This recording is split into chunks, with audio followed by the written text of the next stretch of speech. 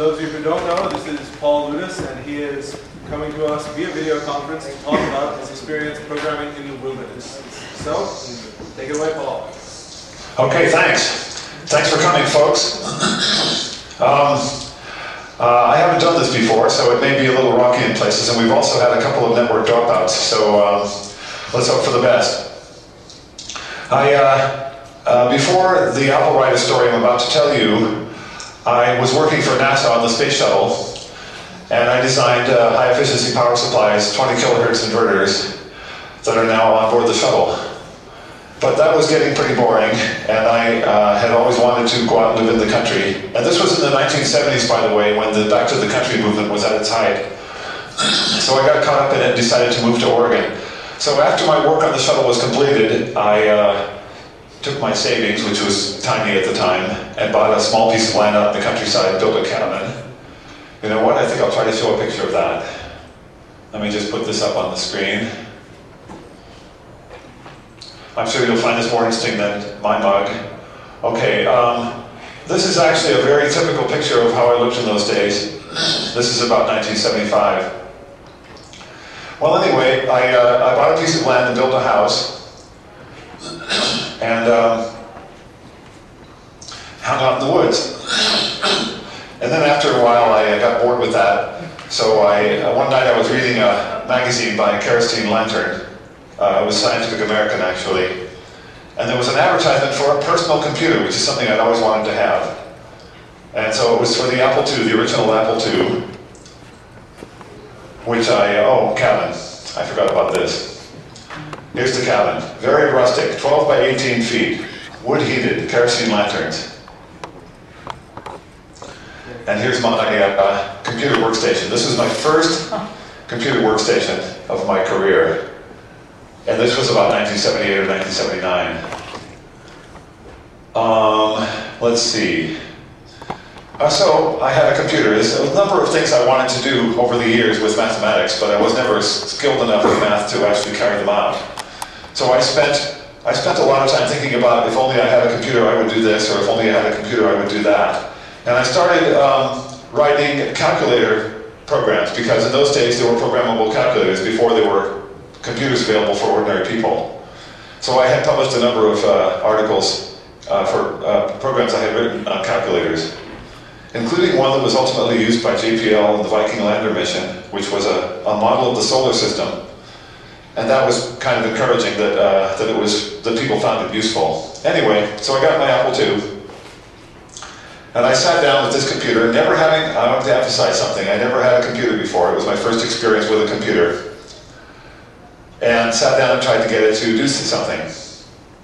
Fresh out of the box, plugged it in, turned it on, and the instruction book, which I have right here, still have it, said, type Control-B and you'll go into BASIC. I must have spent an hour typing CONTROL-B with no effect whatsoever, until I finally realized there was a key on the left-hand side of the keyboard that had CTRL marked on it, and it dawned on me that they meant something other than what they said in the book. So I finally got the computer running and wrote a bunch of programs.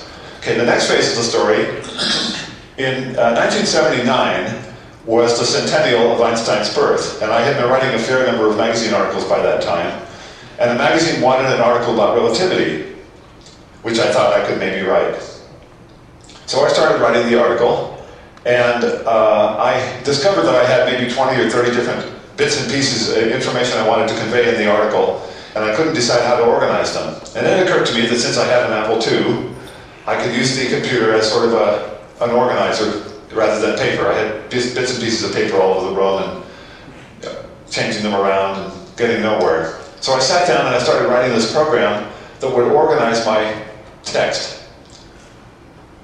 At the same time I was writing the article. So for about 6 months, I wrote the article for about half the time and wrote a computer program for about half the time. Finally the article was finished and it was reasonably well organized, and the program I had written started to get better and better. Well, Apple Computer were selling a lot of Apple IIs to hobbyists, but other people wanted to buy the computer with programs already installed and running, which is how things go now. In those days, PC was only for someone who was quite expert, and interested in the computer itself and didn't expect to get any software. But it dawned on Apple that they could get a lot more business for their computer by having a ready-made package of programs plus the computer. So they called me up and they said, we understand you have a program. Well, yes, I have a kind of a word processor program. Great, could we see it? And I said, okay, what kind of a deal do you want to do? Because I was somewhat of a businessman as well as a programmer. And they said, well, we don't know anything about that. Why don't we do royalties? We don't have any money up front. I said, okay, royalties sounds good. How about 25%? And they said, sure, why not? About 5 years later, both Apple and I realized that 25% was extremely high royalty rate for a program, but it was already written down, so it went that way.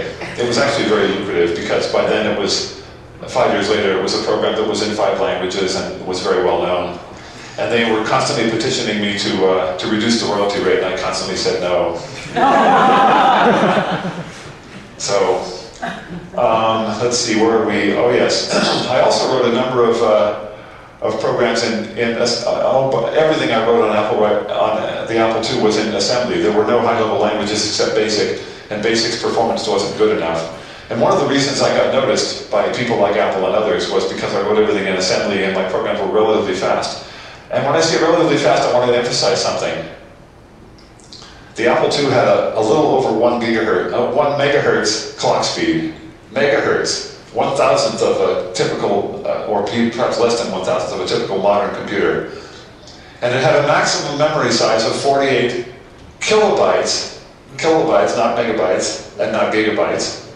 But typically, people had 16 kilobytes of memory. So everything that happened on the Apple II was packed into this tiny, micro-sized RAM allotment and running at 1 megahertz clock speed. It's just astonishing by modern standards when I think about that. And then I wrote a program that I had always wanted to write that you can sort of see in the image on the screen. See the little chalice in the window there? That's a program called Apple World. And Apple World actually became famous. A company came out, one of those variety TV shows came out and did a feature about me in my cabin in the wilderness with my computer, and they happened to take a picture of the screen of the computer with Apple World on it. And somebody called up and said, oh, now you've got to give us a chance to buy that program from you. So that was actually my first success in programming, is somebody wanted Apple World.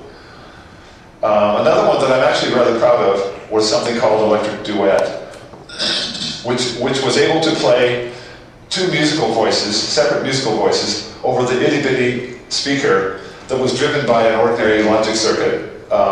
Most people who had Apple IIs went, oh, well, there's no chance of getting anything but one voice out of this thing, because it isn't a regular audio amplifier, it's just a logic circuit that drives this speaker up and down. Well, I figured out a way to do it, and I called it Electric Duet. That was actually a very difficult program to write. It's important to emphasize that the Apple II didn't have any interrupts. It had a solid clock speed, a reliable clock speed. All the Apple IIs in the world all ran at the same clock speed. So it was possible to write a program that could stay in pitch by running off the clock of the computer itself, which is, of course, no longer possible.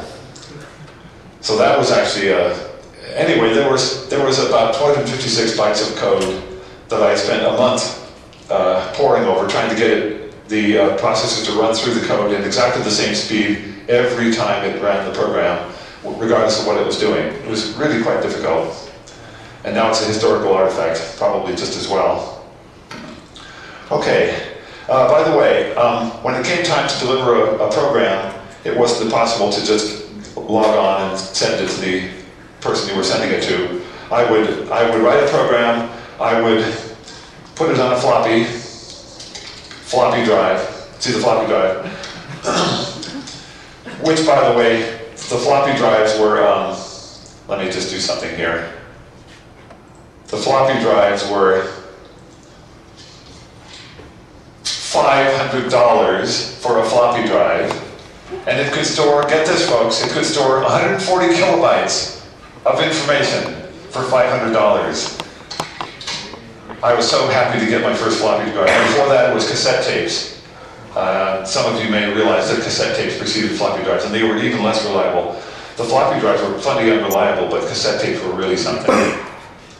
Anyway, when it came time to deliver a program, I would finish up what I was doing, copy the program onto a floppy drive, put the floppy drive in a big little envelope, and ride my bicycle to the post office, which was 6 miles away. So I just wanted you to get a perspective on how different things are now than they were then. Anyway, after a while, there were two programs for the Apple II. VisiCalc, which was an early spreadsheet, and AppleWriter, my program, and that allowed Apple to take off and become a much larger company. Meanwhile, all kinds of funny things were going on. One day I came down, I actually flew down to Apple. Once the royalties started coming in, I bought an airplane and flew down to Apple and delivered another copy of the program on a floppy disk. Because even though the money was flowing in and all kinds of other things were possible, it was still necessary to deliver programs on floppy disks. In this case, though, I flew down and delivered it by hand. I left something out that's probably important to understand. I bought an airplane, but I couldn't quite bring myself to change my entire lifestyle. So I would ride my bike to the local airport, put the bicycle in the airplane, fly the airplane down to Apple, and then get out the bicycle and ride it over to the Apple building. So I was in a state of discombobulation. Anyway, so I gave Steve Jobs the floppy disk, and he happened to be going to lunch, and he went out to lunch and came back. And by the time he came back in the hot California sun, he had put the floppy disk on the dashboard of his car, and it had completely fried. It was this little black ball of goo because of how hot it was on the dashboard of his car. And so I took a scalpel and extracted the insides from the outsides, and I actually saved it. It was actually a funny story. Pretty terrible. Oh yes, another story. About this time, AppleWriter was pretty famous. IBM called me up. They had just introduced their PC and they wanted a word processor too. So they called me up and they said, how about writing us a word processor? By then I was rather cynical and even more businesslike than before. So I instantly said, okay, what terms? And they said, we have it all worked out. We'll give you $100,000 and then after that we own the program. And I said, hold on. $100,000? I make that much in royalties per week. And there was this long pause on the phone line, and it sounded like somebody was trying to clear his throat or something. And that was the end of the IBM negotiations. Then they talked to Charles Draper, aka Captain Crunch, who did agree to write them a program. And it was just the worst program ever, EasyWriter, which is notoriously a bad program. I talked to him years later, I talked to him about this, and he said, yep, they told me about their conversation with you, and they talked to me. And they asked for a $100,000 program, and I gave them one. So that's that story. Oh yes, another thing I wanted to mention was that, that when I got the Apple II, all it had was a handful of line entry routines in the monitor, in the what you would call the BIOS now, and nothing else. And so in order to write programs in assembly, I first had to write programs in object code, just typing in hexagonal entries. And then I used that to write some rudimentary programs that did assemble, and I used those programs to write better programs. It was all bootstrapping from nothing, from virtually nothing. No disk operating system, no storage devices, nothing. I just want to emphasize that, because when you buy a computer now, it's completely ready, and it logs itself onto the internet, and gathers up viruses for you, and all kinds of wonderful things all automatically without your intervention. Those days are completely separate from the world I lived in. Okay. After that, Apple introduced the Apple III. The Apple III was very possibly the least reliable computer ever designed or built. And the reason is very simple, really, is they tried to make an incremental change from the Apple II without anything radical. And they were accustomed to having socketed integrated circuits. Integrated circuits that could be physically removed from the computer and replaced.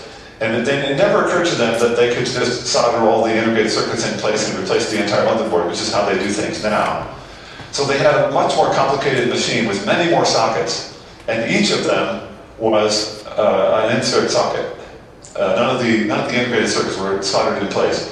And so the machine, if you dropped the machine about 6 inches, about integrated circuits would pop out of their sockets. It was just the least reliable computer ever. I wrote a version of AppleWriter for the Apple III, and my version of that program was fine, of course, but the program, the the computer itself was extraordinarily unreliable, just astonishingly unreliable. And so I went out and bought an IBM PC. A lot of people now go, oh yeah, well don't you write for the Mac, and aren't you still an Apple guy? Well no, not really. I only care about what computer people are buying. And the IBM PC was obvious to me was going to be the next big wave. So I got an IBM PC just about the same time that Apple was introducing the first Mac, which I didn't really have any, I actually wrote one program for the Mac, but Apple didn't want it. So that's that story. Let's see what else. Okay, I'd like to answer questions. Please ask questions, guys. I was going to move on and talk about sailing, but that's a completely different subject, and I'd rather hear all your questions about Applewriter and related issues. And you don't have to limit yourself to Applewriter either. Ask anything you want. Okay, thanks to Mom, I have a floppy disk drive, but it's completely busted. How do I fix it? So, Do you mean from the year I'm speaking of, or a modern one? Apple IIe, I don't know. Oh, Apple IIe? Yeah. Oh, I'm sorry to say that because of its age, I would actually send it to a museum. I'm sure that you get more for it by sending it to a museum than by buying a new one. Yeah. Or by trying to repair it. Actually, the equipment that old, I may be mistaken about this, but equipment that old, I doubt very seriously that you'll be able to successfully get it repaired. For example, oh yes, I'm full size right now. Here's my first computer, right here. This is what I did to my Apple II after I got tired of taking it out of the box to replace the integrated circuits. I just put it on a board. And here's my keyboard. I decided that it would be fun to have a keyboard that was on the end of a long cord so I could have the keyboard in my lap. Now, those of you who live in modern times won't think much of that, but in those days that was pretty amazing. People went, why is the keyboard not on the computer? Don't understand. I hope I've answered your question satisfactorily. The dream of playing my old computer game is dead. Yeah. Oh. Did you say the dream of writing one's own computer program? No, playing I'm my sorry, old what? games. Oh. I used to play these Wolfenstein games. Yeah. You may be aware of this already, but I'll say it anyway. There's a number of people who are kind of retro, and they actually still have Apple IIs, and they still play those old goofy text-based games, things like that. Just because, well, they might be my age for one thing, but the other reason is that just to escape from modern times for one reason or another. So there actually are a small, tiny number of people who are maintaining these old machines just for the fun of it. And then when you go out to see a movie like Avatar, you just go, okay, I get it. I'm too old for this now anymore. Got another question? Do you still fly, and like what kind of plane? No, actually, I flew for a long time, and I started doing air shows and aerobatics, things like that. But after a while, it occurred to me that if I kept flying, I wouldn't get any exercise, and that would be very hard for my health. And so what I did was I decided to sail around the world, which is the next item on my list here, but I'm not going to get into it yet. But when I started sailing around the world, it occurred to me that my airplane would sit in a hangar for about 4 or 5 years, unused, and I decided that was a bad idea, so I sold my last airplane. And when I got back, I decided that I just wasn't going to get enough exercise if I started flying again, so I've actually dropped flying. So I sail a lot, and I move around in a powerboat now, and things like that, just in order to get more exercise. Go ahead. What did the only program you wrote for Mac do that they didn't want? Oh, I called it Channel 1. It was a way to synchronize an Apple II to a Macintosh. I actually think that they originally asked for it. It wasn't like I just dreamt it up on my own. They said, we need a program to synchronize the two different kinds of machines. And I wrote it, but by the time I wrote it and it was ready to be used, it occurred to them that maybe that wasn't such a great idea, that they didn't actually want, they had some kind of a corporate phase shift or paradigm shift, and they decided they didn't actually want the Apple II software to be so easily moved over to the Macintosh. So by the time it was ready for them, they had sort of changed their minds. It wasn't that difficult to write anyway, it was no big deal. Next. Did you have any sort of like a telephone line or modem for BBSs? I'm sorry, I wasn't able to pick that up. Did you Okay, have thank you. a telephone line or modem for bulletin board systems at any time in your cabin? That was much later, but the first bulletin board I ever logged onto was probably the mid to late 80s, and that was about the time my Apple experiences were coming to an end. In those days, They were modems, and they ran at the extraordinarily, blazingly fast speed of 300 baud. And so what that meant was that if you logged on and said, I just written an article the size of War and Peace, there's no way you could send it over the phone line. It would take longer than a presidential administration. What kind of maintenance did you have to do on your connection to the cabin, the wires that went back and forth? Oh, you mean power? That's a good question. I actually had I went down into the meadow below the hill where my cabin was located, and I got a construction box put in, which is a very typical thing. It's the very first step in building a house, is you call the power company and say, I'm building a house in this empty lot, and I need a construction box just to have power to run my power tools. It was a total lie, but anyway. So I got the construction box, and I ran, I'm not exaggerating, a 1,200-foot extension cord from the construction box up to my cabin. Now the good news was, I had power and I could run the Apple II without spinning a generator, which before then I had a gas generator that I would run whenever I wanted to run the Apple II. And now I actually had power. The bad news was 1,200-foot extension cord was extraordinarily unreliable. Oh yeah, another story about electricity. I have to mention this. I'm in my cabin on this hilltop, and it's raining like crazy, and I'm writing a version of Applewriter, and I start hearing thunder. And I'm actually up on a ridge, and I'm pretty well exposed, so I keep typing away and banging away, writing some part of Applewriter. I should emphasize something also. In those days, I was utterly and completely focused on programming. If I started programming, I went into some kind of a weird fugue and didn't think about the environment. And this particular day, it was a very bad thing that happened. Lightning hit a tree outside my house, and a huge number of sparks appeared in the room. And it wasn't my brilliance that was making the sparks, it was ordinary nature. And I found out later that about half my backup disks were zapped. But and also the Apple II went offline because of the 1,200-foot extension cord. It got such a pulse from the lightning strike that it basically interrupted the power long enough to make the Apple II reset itself. Fortunately for me, even though the Apple II reset itself, I was able to re-enter the program I was using for writing the software, and the memory content were intact. That's a pretty well-known story now. But that was just both really losing something. I was just having a conversation on the web earlier today about someone lost his files, and I was trying to explain that it could be more dramatic than that. Next question. Well, I understand that you lived alone in this cabin. Were you sort of concerned about your personal safety? Did you have any backup emergency procedures? You're talking about for lightning strikes or people trying to rob me, or? Yeah, Oh. I don't know. No, actually the cabin was made out of wood, and it was quite primitive. It was all wood. There were hardly any metal parts except for a stovepipe and a wood stove, which actually, when I think about it, probably made the lightning danger greater. And also, lightning storms, where you live there are many more lightning storms. By the way, you may already know this, but I'll explain. In the northwest of the United States, lightning storms are quite rare, and the most common place for lightning storms is down in Florida, where they have them all the time.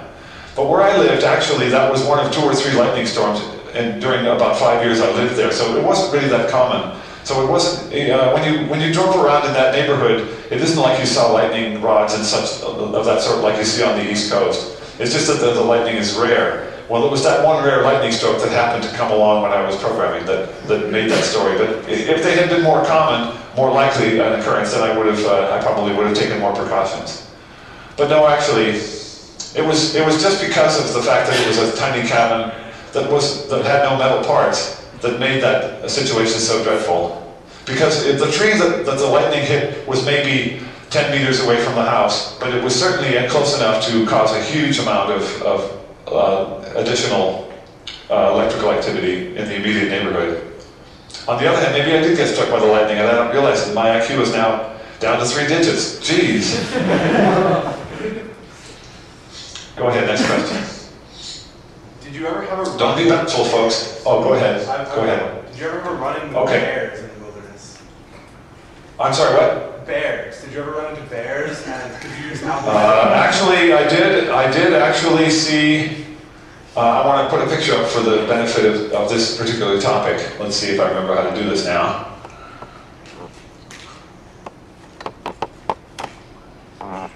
Let me get to a certain image here.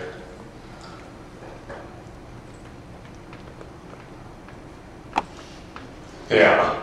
This is just from a while ago, up in Alaska. I meet bears all the time now. In those days, I only met black bears, and every once in a while, rarely, maybe 2 or 3 times altogether, in the cabin I was speaking of, a black bear would come around.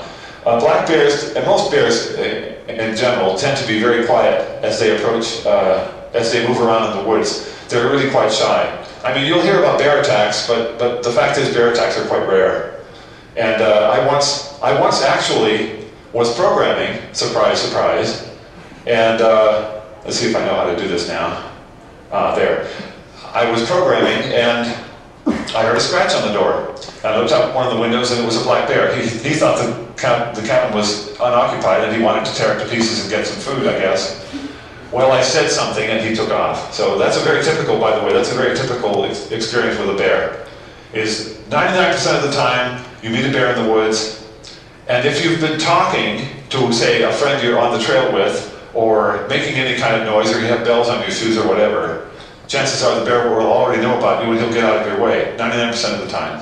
And for those of you who don't encounter bears regularly, that's something that's important to know, is that bears are really quite docile, virtually always. And then the 1% bear that eats you, of course, there's always that possibility. Next question. Do you still live the same level of isolation as you did back in the 70s, or are there more people? Actually, almost. I live on the Olympic Peninsula near Seattle, about 30 or 40 miles northwest of Seattle on the Olympic Peninsula, pretty much in the woods. I have a nicer house, but it's basically the same lifestyle. I'd always wanted to be able to live in the woods and be in a quiet neighborhood. But I should explain, in the summertime for about 4 months, I go up to Alaska and I cruise around in a boat. Now here, I have a need for another picture. Hang on a sec. I'm not going to skip over the next topic. I'm just going to show this one picture. Oops. Let me just get myself coordinated here. Yes, no, that's a cute picture, but that's not the one I wanted. No, wait a minute. No, wait. Oh, here it is. Okay, this is my current boat. So, I sailed around the world in a small 31-foot sailboat, which is another story I'll be telling later on. But this is how I move around in the summertime. This is my boat. So basically, I have to explain that I didn't want to change lifestyles. Oh, that's another thing I should mention. If you come into some money after the age of 30, chances are you aren't going to change your life, because by the time you're 30, you've sort of pretty much decided what you like to do. And that was true for me. I still have a bike, and I still try to avoid the trappings of wealth. If it had happened to me when I was under 30, who knows what would have happened? And the people I feel most sorry for, by the way, are those who are born into wealth. I've always felt that those people were the most victimized, because they have no conception of ordinary reality. That from the day they were born, they lived in wealth. I think that's actually tragic. That's my opinion. Next question. I was wondering if you still do a lot of programming. I'm sorry, say again? Do you still do a lot of programming? Yes, I wrote mostly in Java, only because I'm lazy about platform issues. People will, before I started writing things in Java, people would call up and go, yes, okay, but you have this for the Mac, or your program runs on Linux, it doesn't run on Windows, or vice versa. So I started to write in Java. I want to emphasize that I don't think much of Java as a language. It's all right, it's not great. There are many better languages. But the advantage of platform portability and the fact that there's a Java virtual machine for virtually every platform completely outweighs all the other considerations. So virtually all my current software, and there's oodles of software on my site. By the way, it's all free. On my site, which I'm spelling now, arachnoid.com. All my software is free, just freeware, or GPL. I'm going to spell that again, arachnoid.com. And I do it for recreation just because I like the intellectual challenge. I have a number of interesting programs. One does fast Fourier transforms and signal processing. Another one is pretty well known, Arachnophilia, which is a web editor. Things like that. So yes, the answer is yes. And I've also, by the way, been working a lot with Sage lately. I've written a tutorial on the package Sage, the mathematical package Sage, which I find pretty fascinating. I'm more of an applied mathematician than a pure. I'm not skilled enough to be a pure mathematician. And so I have a lot of examples from applied mathematics in those articles. Next question. What do you feel has been the greatest change in computer industry since your cabin days? The biggest change in the industry since my cabin days is the fact that individuals really can't control an entire project. One, projects are much more complicated. Even in the freeware world, in the Linux development world, projects tend to be a large number of people rather than one person. And if one person does endeavor to write a program, the program tends to be small and of limited scope, just because people are accustomed to having a program that does practically everything.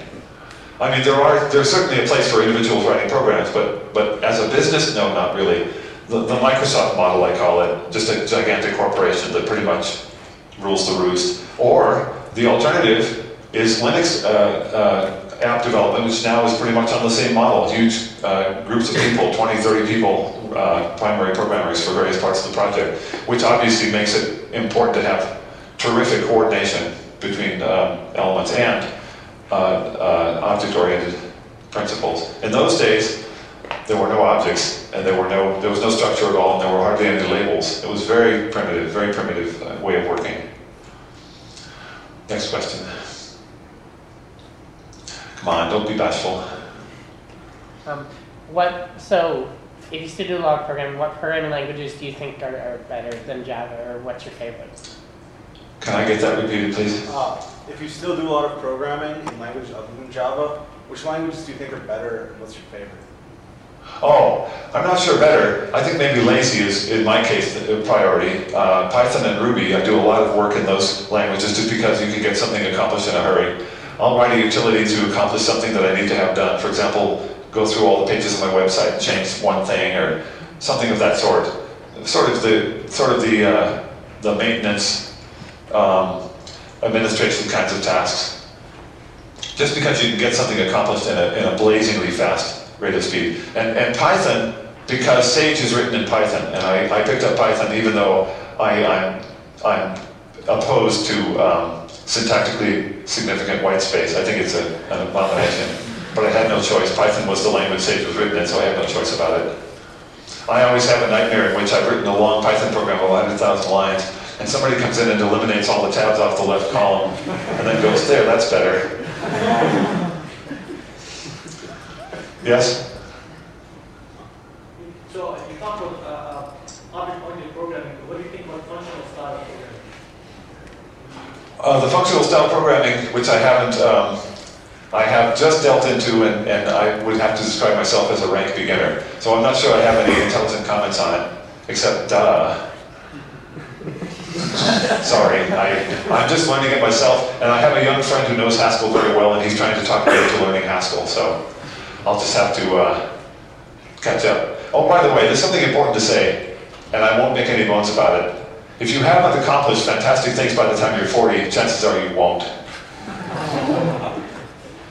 Now, I actually am more than willing to hear objections to that remark, but let's face it. When I was 30 and the personal computer first arrived, I knew how short time was, and I knew how much I wanted to accomplish. So I was actually very busy for about 10 years. But we all come to a stage where stacking one rock on top of another is a tremendous intellectual achievement. Also, Steve Jobs came back to Apple. I think he was over 40. He had Mac OS 10 and iPhone and all that, and he was really accomplished. So what do you think of that? I'm sorry, I need to have that repeated. So the strong objection was Steve Jobs came back to Apple being over 40, and there's now OS X. Oh, yes. Oh, thank you. I appreciate your having said that. I appreciate your having said that because there is an important exception to what I said before. When I said that about age, I think actually it's only fair to say that that's about mathematical, physical, complex subjects where sheer mental brain power is the essence of it. Where you have to keep 20 things in your mind at once and keep them all in order. If you have 20 things that are all interacting, when you're 25 years old or younger, you can actually keep them all in their relationships in mind.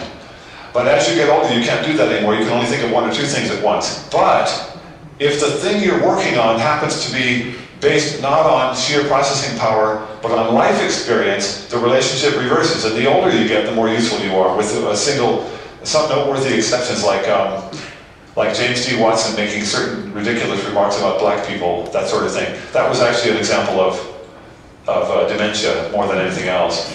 But that's kind of a counterexample. There are a number of cases where what I said before is obviously false, and one of them is understanding how the world works. Because understanding how the world works is pretty much the opposite of knowing how to do processing, which is something you can do when you're young. You may all be aware of the fact that most mathematicians of note have done their most important work when they were extraordinarily young. Some didn't even live until they were 25. Galois comes to mind, and a handful of others that we all know, and we know the quality of their work, and then we're shocked to discover how short a time they lived. So that's true for a subject where I've always thought about it this way, that there's a bunch of different parts, and they're all interacting, and you're obliged to think of them all at once in parallel. And a young mind is better able to do that than an old one. But if what you're talking about is something like Steve Jobs goes, oh, I know what these people want next. That's something that Steve Jobs is good at because he has a lot of life experience. And so that's an important role for older people, nice euphemism. And I agree completely, that's an important point, and I'm glad you brought it up. Next question, please. Do you still use any of the knowledge that you got from working on space shuttle parts? Or do you directly you've asked whether I use the knowledge, but I do use the knowledge in a roundabout way. I understand how government works, and I understand how large projects that are weighed down by bureaucracies work. So yes, in that sense, I use it. I don't actually do electronic design anymore. It's just not interesting. By the way, I should mention something on that subject also. When I was working in electronics, it dawned on me after a while that everything took forever. If I wanted to express an idea with circuits, I had to sit down with a soldering iron and breathe a lot of lead fumes for a while and create a circuit.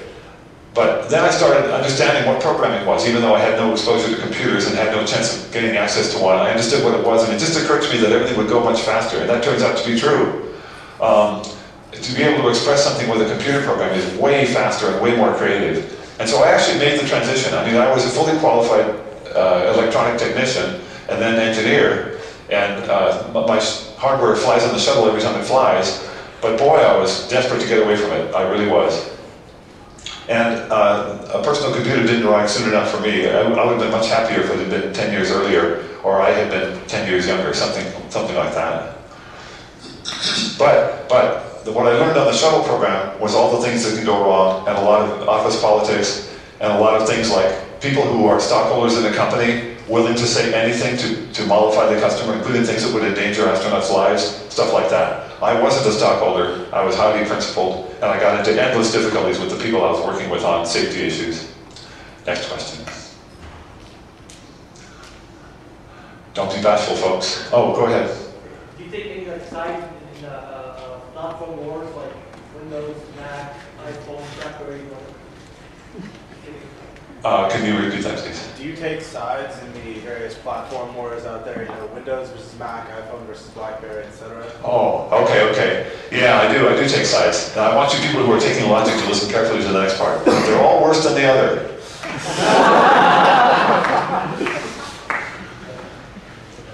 Every one of them, if you look at one of them closely, you realize that it's worse than the others. And then if you move over to the next one, it's worse than the others. Boy, they're terrible. So that's my viewpoint. I actually, I wish that there was more platform commonality. That's one thing I can say. There's all kinds of talk about such and such a phone or a PC platform or device, and it won't run this or it won't run that. I think that's shameful. I think there should be much more effort to make all these devices work. And that's one of the reasons I like Java, given all its faults, the fact that it runs on nearly every platform. I just think that's, it stands in the way of people being able to express what they want. Damn shame. There was something else I wanted to say about that. Oh yes, the reason for that. The reason for all these things is the Me Too, not invented here kind of attitude. The companies get started, and one, they want to set themselves apart from the others, and two, they don't want to violate anyone's copyrights. And consequently, there's all these different mutually incompatible By the way, have you heard this? Apple and Nokia are suing each other like crazy. Nokia is losing a lot of business. Am I pronouncing that right? Nokia? Or is it Nokia? We don't really care. Any opinions on that? We don't really care. We know what you're talking about. Okay. Yeah, the N-word. We'll just call it the N-word.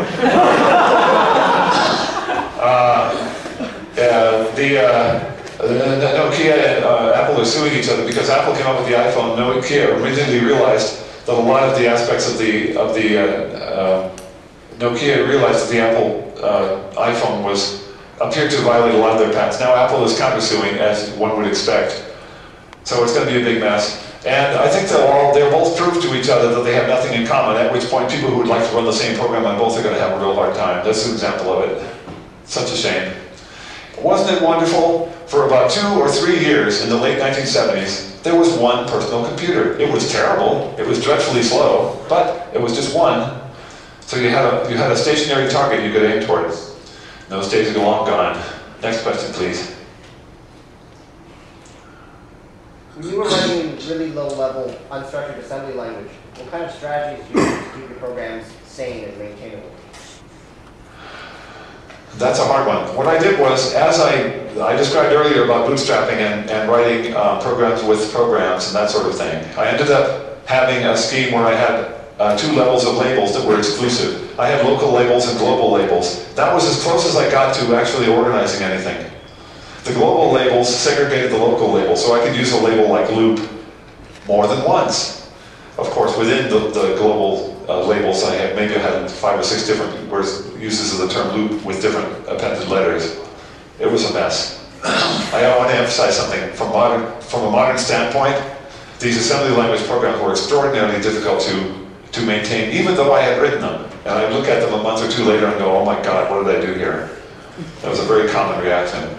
And from a modern, I have to tell you that from the standpoint of modern times and modern languages, where everything is words, oh, those were terrible. I was constantly converting hex to decimal in my head and working out all the binary flags, all that kind of stuff.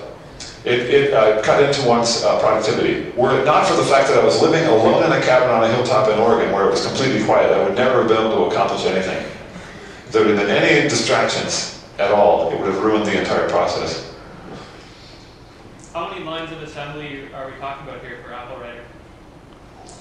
I wish I had looked at it before starting. I think I'm going to avoid my natural predisposition to exaggerate. I think 50,000 lines, including comments. Go ahead. I was actually just about to ask about comments. What kind of standards were there for comments back in the day, and what point did you actually start using comments? Okay, there's an assumption buried in your question that I want to address first.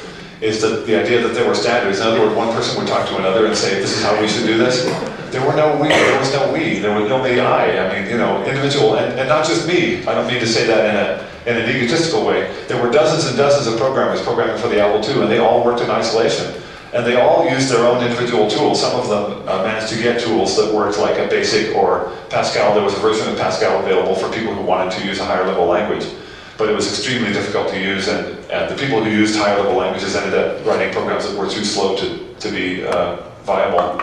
So basically it was a whole bunch of individuals working alone. And I even went so far as to say, oh well, this is this great breakthrough and we'll all be able to be individual programmers in the future, and I was completely wrong, of course. But that's the answer, is that there was no efforts at standardization or coordination at all because there weren't any programmers working in teams. At least at that time. I'm talking about before 1980. Next question. Okay, how did you end up in electrical engineering, and at what point did you realize? I sort of glossed over that. I'm a 7th grade dropout. I have a page on my website that describes all the people who are self-taught, who are autodidacts, and I'm one of those. When I went and applied for my job at NASA, I went into a room and there were a number of candidates who had advanced degrees who wanted to apply for this engineering job. And there I was, a dropout. I wasn't even a high school dropout. I didn't even have that status. And I had a diagram of how I wanted to do. What they wanted was this. NASA wanted to be able to have fluorescent lights on the shuttle because they're efficient, and they wanted to not use any power or waste any power. They wanted the most efficient light source, and that happened to be in the day. That was fluorescence. But two, they had a special requirement. When the shuttle goes from the bright side of the Earth to the dark side of the Earth, the light level goes way, way down compared to the bright side. And this happens every 45 minutes during the orbital operations. And what they wanted was they wanted to take the fluorescent light levels and run them down to maybe 10% or even 5% of their original brightness levels without changing their color temperature. Now, in those days, fluorescent lights hadn't been dimmed yet, for reasons I won't get into, but fluorescent lights are very difficult to dim. They aren't anymore, they were then. And so I had a way to do this. I wrote it down on paper. And so a number of candidates had advanced degrees from various institutions, and I had a circuit diagram. They gave me the job. They didn't even get around to saying, oh, by the way, are you like a dropout or something? They didn't even get to ask that. They were so impressed by the schematic diagram, which I ended up using virtually the same diagram, circuit, in the final work I did for NASA. Next question. When you started, you said you had BASIC on your Apple II. Why did you decide to go down to assembly instead of just working on top of 100 times faster. That was the main reason. The BASIC interpreter was quite slow. The integer BASIC interpreter that Steve Wozniak wrote was actually quite efficient as BASICs go, but there was no way to compare it to assembly. Assembly was way faster. And when people first saw the programs I wrote, they couldn't understand why they were so fast because they assumed that I had whipped them out using BASIC, which most people were doing at the time. But I had written them in assembly, and believe me, they were literally 100 times faster. Only reason is the speed. Earlier, you made the comment that all platforms are worse than the other platforms. What, in your opinion, what are the criteria for what constitutes a good platform if there were one? Before I answer your question, I want to emphasize something, and all the people who are taking logic will already know this. If I make the assertion that all the platforms are worse than all the others, it follows that all the platforms are better than any of the others. Mustn't forget that. Anyway, my criterion for a good platform is a bit out of date because people want to have a telephone that also serves as a browser and a social conferencing medium and all that sort of thing. And so actually, I used to answer this question, say 20 or 15 years ago, and the answer would have to be different now. Unfortunately, I don't have one of those modern devices, so I'm perhaps not qualified to answer. But a good platform is one that can run any existing software. Open is good. And it's easier to say open about software than hardware now because hardware is virtually always proprietary. And also the snowball effect. If you have a platform that everybody buys, it doesn't matter how bad it is. It's a good by virtue of the fact that everybody has it. Because then if you write a piece of software and you provide it for that platform, it's going to reach a wide audience. That's by itself good. And so one important criterion is the fact that it has to be widespread. Like the IBM PC. When the IBM PC first came out, it was obvious what was going to happen. And it was very tempting to write software for it because it was going to be the personal computer. And the fact that things are flying off in 100 different directions right now is sad, but understandable. But the problem is that it's hard to get an application that runs on more than one of them. That's too bad. Next question. Andre? What made you decide to live in a cabin? Oh, I wanted to not have to pay rent anymore.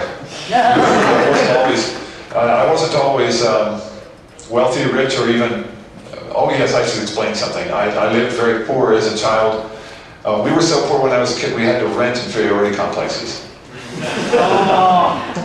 We were overly jealous of our neighbors who owned their inferiority complexes outright. They were just so lucky. I just couldn't believe how lucky they were. Anyway, so there I was working for NASA, and it was a grind, just making enough money to pay apartment rent and transportation costs, all the usual things. And I said, if only I could get away from all this, I could live out in the woods and I would have a garden, you know, all those romantic notions. And I did do all that stuff, but I got bored really quick. And then, as I explained before, there I was sitting in my cabin, having accomplished what I wanted to accomplish, and I saw this advertisement, and I spent half the money I had at the moment buying an Apple II, even though it was just going to be a toy. I didn't think of it as a career opportunity. I just thought it was a toy. It would be fun to have, and it would be exciting, and I could solve all kinds of mathematical problems that I had always wanted to solve. That's all I was thinking of. It was very self-indulgent. So there I was, intent on not working for a living anymore, and intent on getting by with as little money as possible, and the exact opposite thing happened. Next question. So you mentioned that you were self-taught, but back in the days before internet, how did this work? That's a good modern question. How in the world did you find anything out before the internet? How is it possible that there was no Google? What did you do? Well, they had these things called libraries, and inside the libraries there were these, books. Like this is the closest book I'd had is my old Apple II manual. A lot of communication with other people, a lot of visiting libraries, a lot of bookstore visits. You know what? I have to confess that even though I'm advanced in age, I won't be more specific than that, I often wonder that myself. I go through and I solve some kind of a problem, and even though I was there, and I lived those times, I still go, how did we do this before the internet? Next question. You mentioned books and libraries, but like when you were living in your cabin, you didn't really have a lot of room for books, I'm guessing, and how far away was the library? Yeah, the nearest library was 6 miles by bicycle, and I would just visit the library and I'd take notes. And I started, as things improved financially, I started buying a lot of books. And I did actually have books lining the walls after a while in my tiny cabin. So yeah, that was an issue. And well, I left out something. It's important not to overlook periodicals. Like I would subscribe to a lot of periodicals like Scientific American and Popular Electronics, things like that, things that were interesting at the time. And they were actually quite useful because the editors understood where they were and what they needed to provide their customers with, and they did do it. There was always some new engineering trick or programming trick or whatever in each issue. So those ended up being very fruitful. And they're all withering away right now because of the internet, I might add. Next question. I've got one sort of transition part about sailing, so we don't miss it since time is ticking. Oh yes, okay. Do you want everybody in agreement, so we go ahead to sailing? How much programming and isolation did you do on the boat, if any at all? Oh, I did a lot. I did a lot actually. I had. I should actually introduce the subject. After I bowed out of my activities with Apple, I bought a 31-foot sailboat, double-ender, and started sailing around the world. And I'm going to use a visual aid for that. Let me just get the right picture up here. Oops. Wait a minute. La-di-da, where is it? Here. Yeah, this is actually me when I'm a redhead, I'm extremely sensitive to the sun, and this is, I kept this picture to remind me of how dreadful it was starting out as a sailor, because I was completely unsuited to it. Notice I'm not wearing a hat. And notice also about the fact that I'm wearing a safety harness, true, but the safety harness isn't connected to the boat. Just to give you an idea of how absolutely green I was when I started. This is me sailing across the South Pacific. A picture taken by another boat. I met them in the next port and they gave me a copy of the picture, taking a sextant sight. And this will be, oh yes, okay, this is answer to your question. Here's the inside of the boat in the middle of the Pacific, underway, and I have a ham radio over here. I don't know, by the way, is my cursor showing on the screen? No. Oh well, too bad. In the right side of the picture showing right now, you see a bunch of red dots. That's a ham radio plus a demodulator. Then there's a little laptop, a primitive laptop from that era, and finally a printer. And what I was doing was, I had set up a way to transmit and receive messages from my house, which I had people living in while I was out sailing. And they would go, such and such, a bill arrived, and they would just type it into a keyboard, and the ham radio would send it over the airwaves to the boat. And then I would send a response back. So I had it pretty sophisticated at a time when this was almost unknown, unheard of. And the funny story about this setup was, it worked out about 5,000 miles, just past Hawaii. And then after that, it didn't work anymore. And so for about 3 years, the people who lived in my house didn't even visit that room anymore. They forgot about it. That the radio was in there, and there was a pad of paper, and if I sent a message, it would appear. They just stopped checking because so much time had gone by. And then I sailed past the Panama Canal and entered into the Pacific again, and I realized I was picking up the whole signal, and I sent a message, and nothing happened. And it dawned on me what had gone wrong is they just weren't watching the paper anymore because it had literally been years. And so I wrote a program that would beep the bell on the computer over and over again until somebody came in. I transmitted the program over the message link, and I activated it on the other end. So I basically hacked my own computer.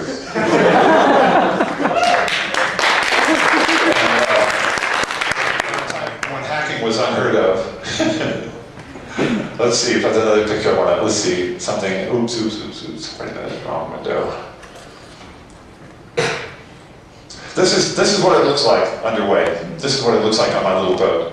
I'm out in the middle of the Pacific, and it's actually a very nice day because the wind is blowing from behind the boat, which isn't always the case. You have to realize that if you get out into a long sail, you make your way down toward the equator, not all the way to the equator, but toward the equator, say 15 or 20 degrees north of it, and you have a very nice wind that reliably blows in the same direction all the time, and you can just sail on and on like this for as long as you like, until you get where you're going. And I must tell you that during a long sail, you start wishing that it wouldn't be over, that there wouldn't be any land out there. You just sail on and on. There's nothing more peaceful than being on a boat with enough supplies and some illusion of purpose, and just get up in the morning and change the sails a little bit, and make breakfast, and watch the sea go by. It's wonderful, and I must tell you that a number of passages during a 30,000-mile around-the-world sail, I went, I hope there's no more land up there, I just want to keep doing this. So I hope that answers your question about that specific aspect of sailing. How many of you are interested in sailing, by the way? Does this sound like something that I can, okay, all right. So I have to emphasize something. Most people that I've met since those days who have sailboats now learned how to sail when they were kids, and they had plenty of experience by the time they were in the position to buy a boat. They actually had sailed a lot, and they had a pretty good idea what kind of boat to buy. I didn't. I had no idea. I was a total beginner. But what I didn't want to do was sit anymore in dark rooms and program. I wanted to break. But I had never sailed before, and I just read a lot of books and did the best I could under the circumstances. And I thought, let's see now, I actually do want to have that picture up on the screen.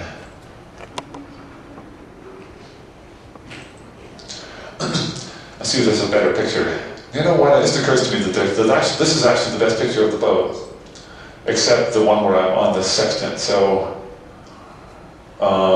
this one. This is actually a better picture of the boat. Anyway, it's a very sturdy boat. It's called a double-ender. It has a canoe stern, which, by the way, if you're going to sail across the ocean, that's definitely the kind of boat to have. If you think about it, most boats you see out on Lake Ontario have a blunt stern. That's really a handy thing to have if you want to get in the water or get it on and off the boat. It's very convenient. But if you're out on the ocean and the wind blows hard and you're moving away from the wind, the waves will definitely crawl up the back of the boat and enter the cockpit because of the way the aft end of the boat is arranged. And this kind of a boat here, which if you look carefully at it, you may be able to tell that the front comes to a point and the rear end also comes to a point. And the advantage of that is, as the waves approach from the back, the rear end of the boat just lifts up out of the water and prevents them from coming ashore. But I have to explain the one exception. I was crossing the Caribbean, approaching the Panama Canal. If you think about where that is, there's a solid band of land in front of you, and there's no way to get around the land. You're heading toward the land, and you're going to get to it. It was dark. The wind was blowing at 50 knots. 50 knots. And I had a tiny bit of sail up. And it dawned on me that I really didn't have a perfectly clear picture of where I was, and I had to hit the entrance to the Panama Canal. If I missed it, I would just get pushed onto the shore, because in a 50-knot wind, there's no way I could turn the boat around and sail upwind. So I was committed. And so I said, well, I've got to do this. I hate to do it, but I'm going to do it. I opened up the hatches and went outside, which I had kept the hatches closed because in 50-knot winds, every once in a while a wave would break over the entire boat. And so I wanted to keep the boat from getting swamped. So I said, I've got to do this, because I knew that within the next few hours I was going to get to the Panama Canal, and I had to know exactly where it was. I couldn't rely on electronic navigation. So I opened up the hatches and I went outside and I hung onto the boat and I started looking through the binoculars. Just then, two waves approached my boat, one from the north and one from the south. One was reflected off the north coast of South America, directly south of where I was, and the other one was a regular wave that was being pushed by the wind. And both, I'm not making this up, both these waves crashed over the boat from two different directions and completely swamped the boat while the hatch was open. And I grabbed onto one of the lifelines and kept myself from being washed overboard. But the cabin filled with water. It was really something. I saw that boat save itself. The bilge pump started running immediately, and I started bailing with a bucket. What a mess. I should add parenthetically that all the electronic equipment was completely destroyed, and while I was in Panama I had to replace it all. But that's a typical thing. The Caribbean is especially rough, especially as you approach Panama, because there are coasts nearby, and certain kinds of coasts reflect waves very efficiently, so you might have twice the wave activity that you would normally expect to have. Very scary stuff. Anyway, the entire sail was 30,000 miles. That included a trip from the west coast of the US down to Hawaii, and then from Hawaii around the entire world back to Hawaii again, and then back up to the west coast of the US for a total of 30,000. I should tell the pirate story. I left Darwin, Australia, and started sailing up towards Sri Lanka. And if you think about that part of the world, you have to sail past Indonesia. And if you've been reading the news lately, there's a lot of Indonesian piracy, much more now than then. Anyway, I was sailing along one morning, and another boat appeared on the horizon, and it changed course and started heading directly to where it knew I was going to be. And I could tell by looking through the binoculars that it was exactly how to close with where I was going to be when they got there. So I knew what that meant. So I reluctantly got out my shotgun, which I had been carrying for 3 or 3.5 years by that time, and got it ready for action. And they got exactly where they thought they were going to get to, where I was going to be, and they stopped the big boat and put a little boat in the water, and they rowed over, and they reached out to get hold of my boat, and I walked up over to the rail, and I pointed the shotgun at them, and I shook my head. I just said, made it clear to them that they weren't going to get on board. And they took the message. Actually, their eyes got pretty big. they decided not to try for my boat. And I had a lot of time. I didn't actually have a lot of time to think about what to do. Obviously, I didn't want to start firing. That's something that only happens in movies. I just wanted them to understand that I wasn't going to let them on the boat, and I succeeded. I thought about it later, though, and it was obvious that they were seasoned fishermen / pirates. And they were pretty scared. And I thought about it later and I went, oh, I get it. The shotgun had been down in the bilge inside the boat for years, and it was very rusty. I think they looked at it and went, blood poisoning! They weren't concerned about the shot pellets, they were concerned about the rust. Let's see, what else have I got here? Oh yes, I should, I'm going to just segue into, let's see.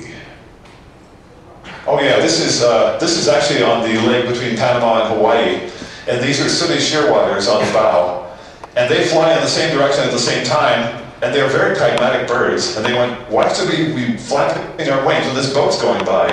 And I couldn't get them to get off the boat, and they were, I should put this delicately, they were marking my boat with certain personal items of information that was very annoying to walk around on. But they stayed, and they were my little companions out there. Let's see now, get this up here. So as I said before, this is my current boat. It's called a Nordic Tug. And I go up to Alaska every summer and photograph grizzly bears. This is also something that you're likely to see up that way. I happened to be sitting on the aft end of the boat in a place where there were whales, and across the way, 200 meters away, was a tour boat, and the whale jumped up between us. It was perfect. I hope you can all see it. This is one of my favorite pictures from this summer. This red fox just came right up to me and got really close. He was really curious and utterly fearless, and he essentially posed for the camera. Pretty amazing.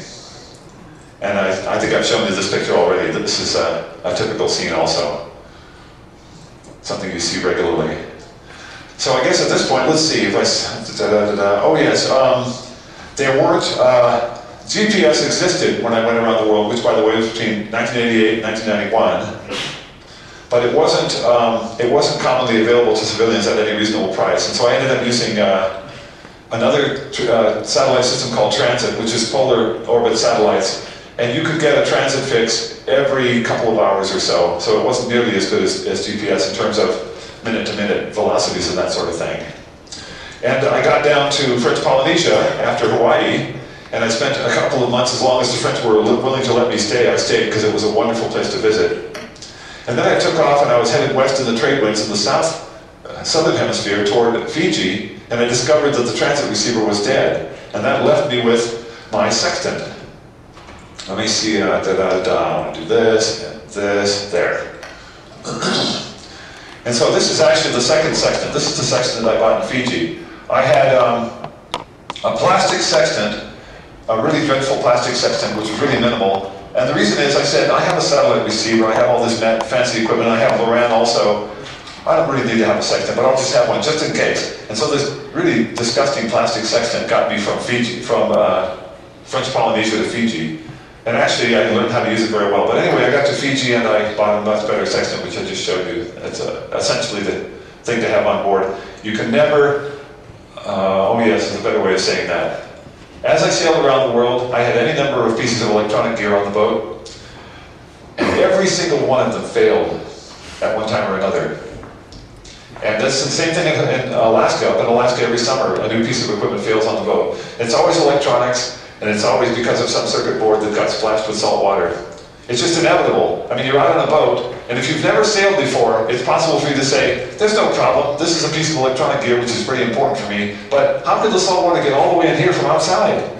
Couldn't happen. And then it does happen, and then that's how you can tell, you know, seasoned sailors, is they just go, what'll happen when the salt water hits it? And they always use the word when, not if. Okay, so I think I'll open to questions about sailing, because I pretty much summarized it. Is the person here to do the... Yes, I'm here. Thank you, sorry for being so cryptic. So when all your computers got smashed in the storm, did you have to retype all your programs from memory? No, I had ample backup. I'm really a backup nut. There's a story, this is a little bit cross-topical, but when I was writing Applewriter, Apple impressed on me the fact that there were millions of dollars at stake, which by the time I was writing the later versions of Applewriter, that was self-evident. And they said, do be careful with your source. And so what I did was I bought some ammo cans, which are kind of these olive drab metal boxes that are waterproof. And I would put copies of the program in the ammo cans and bury them outside the house. After the war, actually, I just went, you know, this is anything could happen. And I certainly didn't want to lose this magnum opus. So I really went to great lengths. Anyway, about the boat, I had a laptop that I had written a program to reduce sextant size, and the programs were all on floppies, which were kind of all around the boat, stuck in various cubby holes. So I didn't actually lose anything permanently. I lost a laptop and I lost the ham radio and virtually everything, but nothing important. Next question, please. Do you feel there should be like an age limit to sailing? Because like there's a story of a 14-year-old Dutch girl who like wants to go around the world. And do you feel she should have to that like sails? I heard that story. She was pretty young. There was a similar story when I was sailing around the world. A woman named Tanya Abe, who was 18 years old, and she was getting into trouble in the streets of New York, and her dad wisely decided to get her away from the city by buying her a sailboat and saying, go sail around the world, which is actually very ingenious if you think about it. I can't think of anything that would give you a better and more abrupt exposure to reality than suddenly sailing after living on the streets and pretty much getting away with anything. Anyway, she did succeed in sailing around the world, and her book is called Maiden Voyage. It's actually a worthwhile read.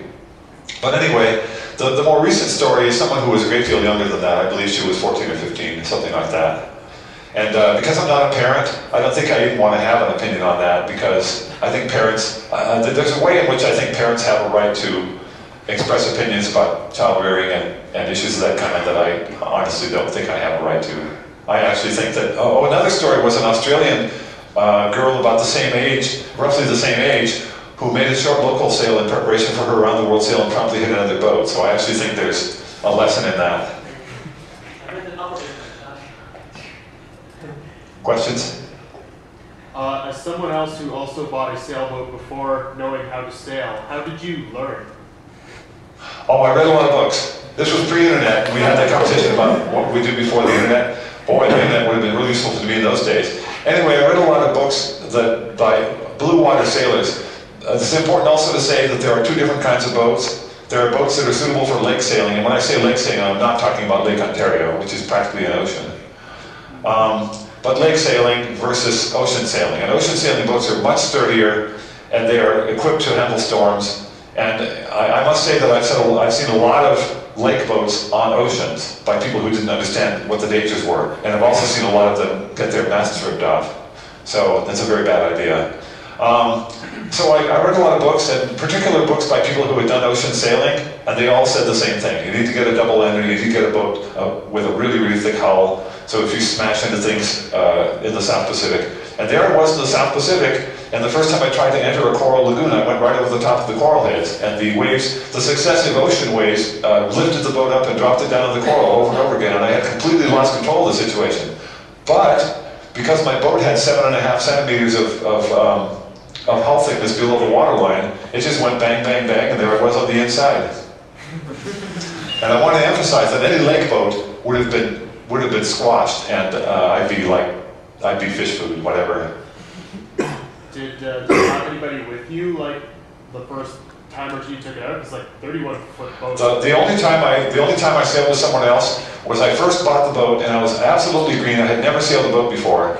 And I hired a professional sailor to take me up the coast from San Francisco area where I bought the boat to where I was living. And that was the only time. But I have a funny story about that, and I'm not making fun of you when I say this because it's a different situation. After the Around the World sail, and I came back from it, the local newspapers wanted to do some stories, and they sent a reporter over who was relatively young and green. And she asked questions for about 30 minutes, and as she asked her questions about the sail, it dawned on me that there was something wrong, that she wasn't getting it. So, as she was wrapping up, she said, "One more question, I just have this one, I gotta ask. Who did you solo sail with?" So she wasn't getting it. In her defense, when she heard solo sailing, she was able to picture a boat alone on the ocean, but she wasn't able to picture a person alone on a boat. That part she hadn't gotten. Questions? About how long at a stretch were you in the ocean for? And what did you... The longest passage of the entire voyage was 45 days from Panama to Hawaii. In fact, it was the last leg of the Around the World part. A typical passage was just over 30 days. And so I would just buy a lot of, canned soup and things like that. There was no refrigeration on board. It was a very small boat. And it was just a question of equipping yourself for... typically what you want to do is figure out how long the passage is likely to be and buy twice or 3 times as much gear as you think you're going to need. And I have to tell you, I met a number of people who had enough water for 30 days, enough food for 30 days, and a passage that was going to last 30 days. And it never worked out. They were always catching fish and sucking the flesh from the fish to keep from getting dehydrated by the end of the voyage or whatever. But it's something you quickly learn. Is you don't plan sailing voyages that way. More things go wrong on ocean voyages than you can possibly imagine, and the best thing to do is to equip yourself for a voyage at least twice as long as you expect it to be. In one case, I left out a story. A guy left the West Coast in a lake boat, as I was explaining before, and he had just enough gear on board to make his way to Hawaii. And halfway to Hawaii, a big storm hit and ripped the mast off his boat, and then the wind started blowing him back toward the mainland. And he was out there for at least 3 times as long as he expected to be, and he did just that. He caught fish and he sucked the flesh of the fish to stay hydrated. Pretty dreadful. Next question. So, the question of the more general nature, did you in your all different parts of life have any romantic companions in your life? All those romantic companions, of whom there were many, especially after I became wealthy,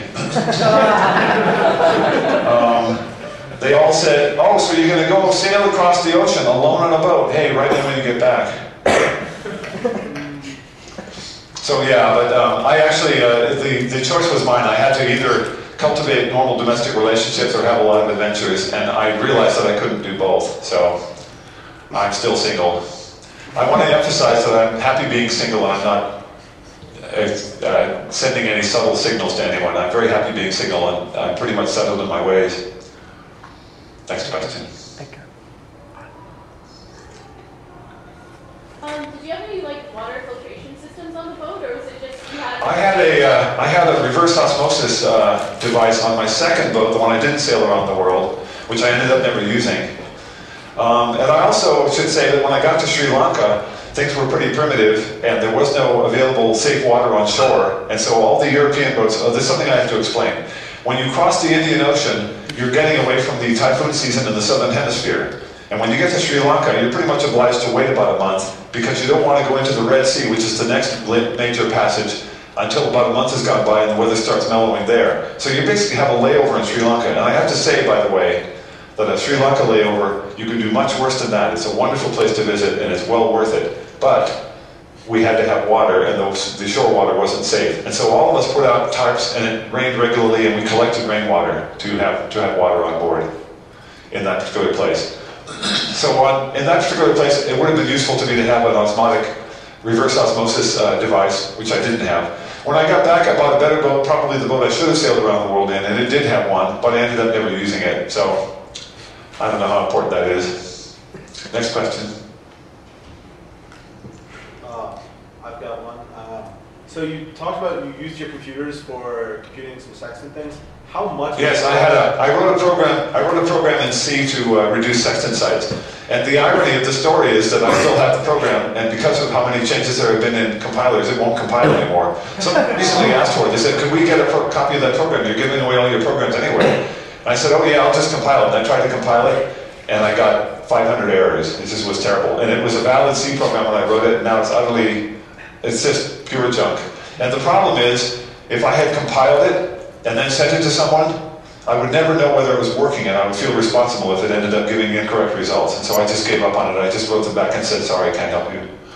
It isn't a very sophisticated program. All it does is do solar position, lunar position, and all the common navigation stars.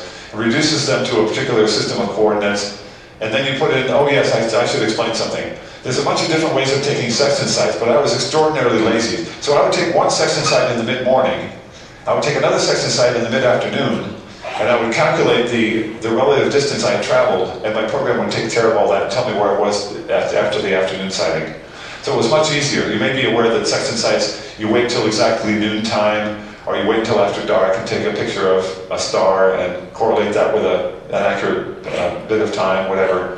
Those are all more complicated. I wanted the lazy way. And I ended up, by the way, I tested this program while I was at anchor and I already knew where I was, and it was often within 1/4 of a mile, which is pretty good for a sextant. Next question.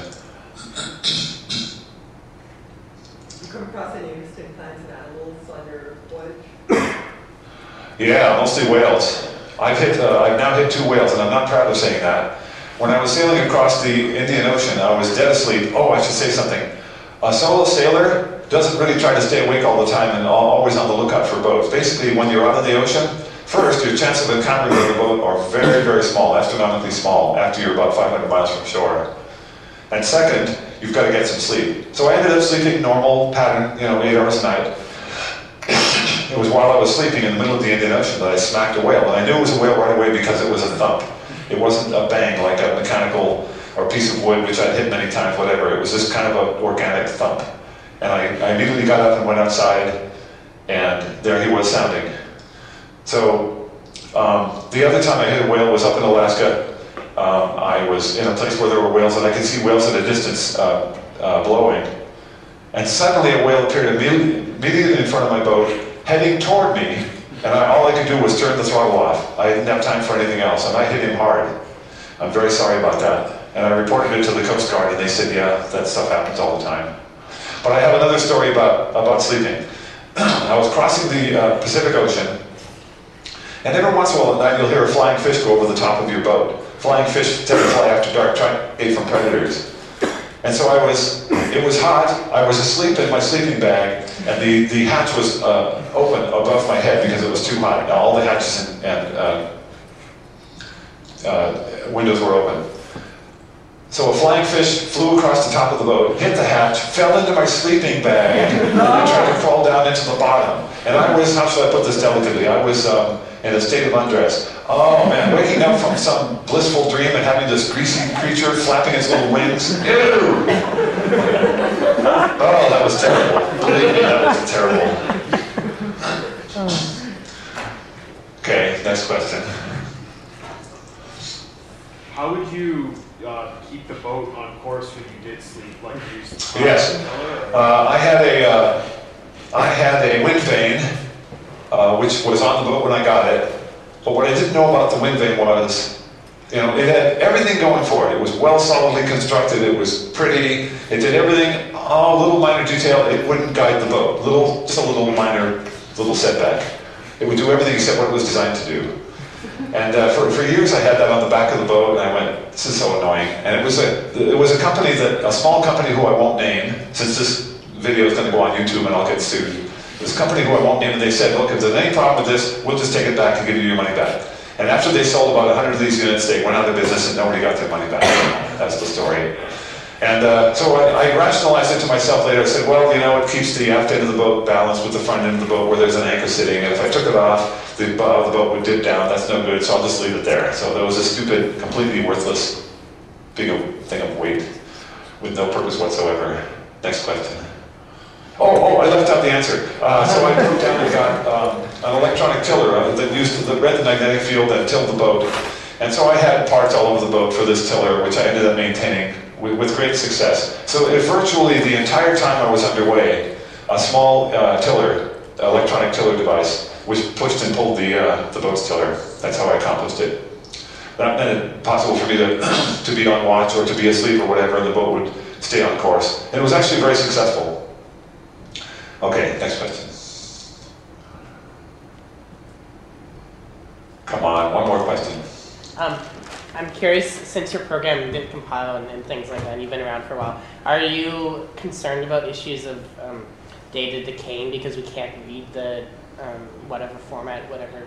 I am. I have most of my backups now are on DVDs, writable DVDs, and I've been hearing scary things about them. So yes, I am concerned about that, but I don't actually know what to do about it. I actually have oodles of backups just like before, even though there's no great financial issues anymore. I just hate to lose files. And so I have a bunch of these USB hard drives and USB sticks, and USB sticks supposedly aren't particularly reliable either. But it occurs to me that the DVDs, the writable DVDs, are probably the least reliable of the bunch, and I've actually never tried to read one that was more than 10 years old. Who knows? I've also heard this, that there are some DVDs that are supposedly able to last longer than the average ones. So I should probably look into that. But that's a very important concern. The other concern about this stuff, which I'm sure you've already heard about, you can all start yawning if you've heard this before, is that even if you have a perfect backup, you bring out a program you've had for 10 years and there'll be nowhere to compile or run it anymore because of all the changes in technology. So even if you have it on engraved in stone, it's still going to be useless after 10 years. Even word processing documents, well, 10 years is too short for that, but word processing documents would be interesting to see how long they last and remain viable as opposed to plain text, which is probably why I'm so much in favor of plain text for various things that a lot of people I know go, why didn't you put this in a OO writer document or whatever? And that's the reason it'll have a longer life. If it's something I care about being archived, it's probably better. Questions? You can ask questions about anything, it doesn't have to be about sailing. When you were programming, did you ever program on large systems like mainframes and mini computers? When I worked for the University of Colorado in the early 1970s, before NASA, there were mainframes, and I had a program I wanted to write I worked in the molecular biology lab, and I was responsible for collating all the equipment and making sure everybody had the equipment they needed, and it was actually quite a dumb job. But anyway, I was responsible for keeping all this stuff in order, and it dawned on me that I could write an inventory program. And so basically, if you haven't seen this, it worked like this. You punched a whole bunch of 80-column cards, and you took them to a little window, and there was an important person on the other side of the glass in a white lab coat, and you handed it through the little glass window, sort of like a bank. And then a day or two later, they'd send it back to you and tell you all the mistakes you made, and that went on for about a week, and maybe you got some kind of result. You never actually saw the computer. That was forbidden. It was kind of a glassed-in room, and it was kind of a priesthood that were around, And that was why I was so glad when there were personal computers, because it sort of broke the mold of that whole way of looking at computers. And 80-column cards, which I really hated. Next question. I think this is going to have to be the last question since we're almost out. Okay. Okay. So, Ashley. Okay. Short, silly question. Do you play NetHack, and have you ever ascended? Oh, I have a young friend who knows all about NetHack, and I know I haven't ever played NetHack. Sorry. I know what it is in a general sense, and it's actually a very wonderfly geeky. In fact, I think the word geek has NetHack next to it in the dictionary. Isn't that right? Well. Okay. So, just tell me what you want to do. I think this has to be a goodbye. So, thank you for your Yeah. time. Thank you all for coming. This has been a lot of fun. I've enjoyed it. I hope I answered all the important questions and ignored all the others.